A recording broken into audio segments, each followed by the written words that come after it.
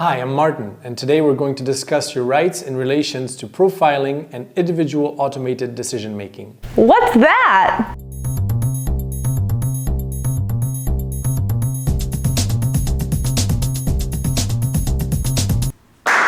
To profiling and individual automated decision making. I know it's a mouthful, but bear with me. Since this is a really important topic, it's going to be broken down into several videos.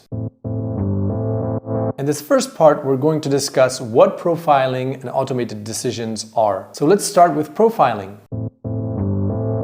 Profiling aims at putting people into categories based on data. For instance, categorizing people into being female or male. Profiling can be done in many ways. It can be by you filling out a survey manually, or it can be just automatically pulling all your data from your social networking profiles. By the way, that's why they're called a profile, because you're actually profiling yourself. So by creating a profile on these social networks, it's almost as if you were answering questions about your private life.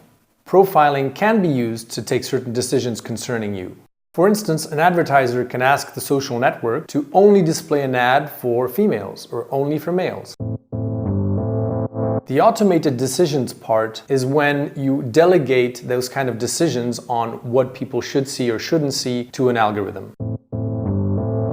So algorithms are computer programs that come in various shapes and forms. Very basic ones can be simply going to a vending machine, putting your ID card, and depending on what age you are, if you're over 18, under 18, it can serve you alcohol or not. So the algorithm is a program that receives a certain sets of data, then has a procedure on how to, interpret that data, and then taking a decision based on that data. So artificial intelligence, machine learning, deep learning, all those are variations of very complex algorithms that take a certain amount of data and they have their own ways of learning from that data. They have their own goals that they have to fulfill, and no human intervenes on how they achieve those goals based on looking at that data.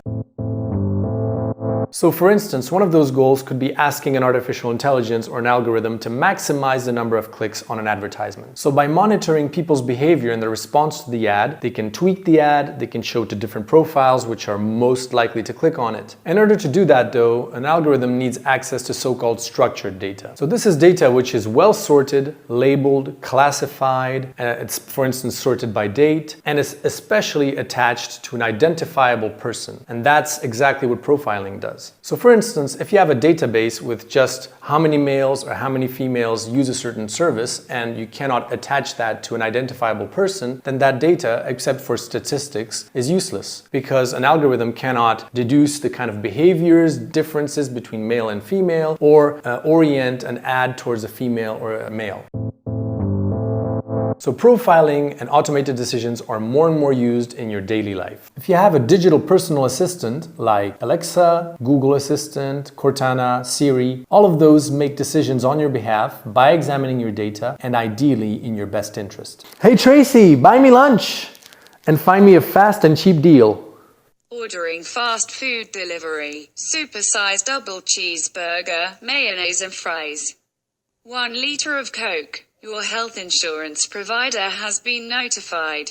So this is just a fictional example, but basically your actions translate into data, which is observed by these algorithms. They learn from it, and then they can make automated decisions on your behalf, like for instance, ordering food that's missing from your fridge. And this can be seen as convenient for some and really scary for others. Automated decisions also extend to plenty of different services, like banking and finance, insurance, healthcare, marketing and advertising. Let's take an example of an insurance provider. Whenever you apply for an insurance product, the insurer has to decide if you get that insurance, at what conditions you get it, and they do it based on looking at your data. Since the amount of data is typically huge and extremely complex, that is why it's fed to an algorithm. And this algorithm is charged of looking at all of your data and measure the likelihood that you'll have some kind of a health problem in the near future. This process of finding a relationship between one set of data and a certain result is called correlations in statistics. Let's take a very simple example. Imagine you gather data from millions and millions of people and monitor how often they look at their phone and for how long. So you feed all that data into a computer program, which we call an artificial intelligence,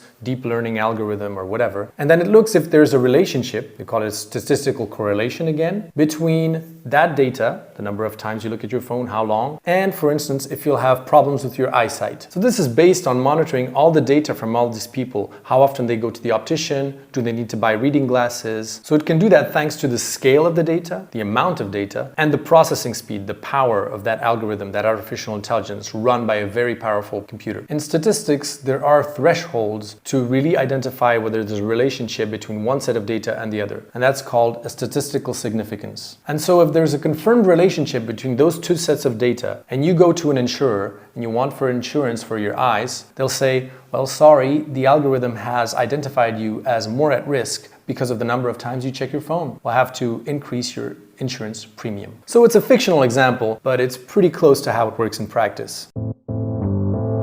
At present, there's a tendency to put all kinds of data in those algorithms just to find correlations, and that poses many problems. Depending on how the algorithm is configured, it can have devastating effects, like discrimination or exclusion from certain essential services, like healthcare or finance, credit. One concrete example of an effect of automated decision-making and profiling is the so-called filter bubbles on online services. In order to make sure that you spend as much time as possible on those platforms, and therefore be exposed to as much advertising and generate as much revenue, these platforms configure these algorithms to show you what you already like. So this has the effect of isolating you in a bubble where you're fed already things that you like, already things that you know. Especially, it prevents you from accessing contradictory points of view and reinforces the opinions you already have.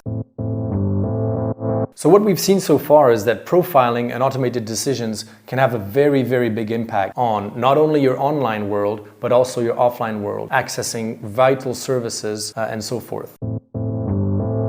And that's why the GDPR, General Data Protection Regulation, sets obligations on controllers, that is, entities that use that data, and grants rights to EU citizens to address many of these issues. So check out the next video where we will be discussing these obligations and rights. In the meantime, if you have any experience to share about profiling or automated decisions, just leave a comment below.